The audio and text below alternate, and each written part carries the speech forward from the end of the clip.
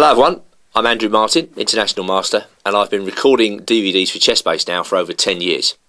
And welcome along to this new 60 minutes video on the advanced variation of the French defence.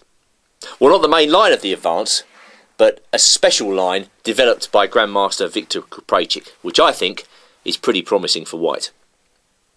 Now the variation begins as follows. White plays e4, Black plays e6, d4, d5, and now the advanced variation, e5. White confidently gains space in the centre, but at the same time he allows Black to attack the pawn chain with c5, and that's what 99% of French players will do in this position. There are other moves, but they're so rare I'm not going to focus on them here. So c5, White plays c3, knight comes out to c6, and now the Kupreichik variation, bishop to e3.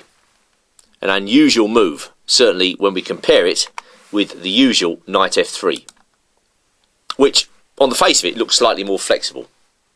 So to bishop e3, what are the points behind White's idea? Well, firstly and foremostly, White is protecting d4 to start off with.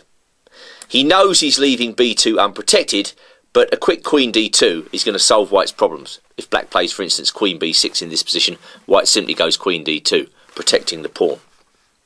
Importantly, White leaves the f-pawn unobstructed, and this is one of the main advantages of playing bishop e3 before knight f3.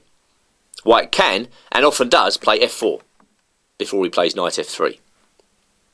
White's intentions are aggressive, so this variation is going to suit the creative attacking player, and he puts the question to Black at an early stage: what do you know?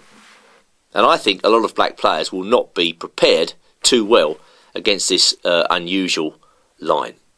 Now, when you play like this with White, you've clearly got to be aware of the fact that this bishop is exposed, and Black can often attack it and exchange it off. And the way he does this is to move the knight on g8 into the action via e7 up to f5, and then he lops off the bishop.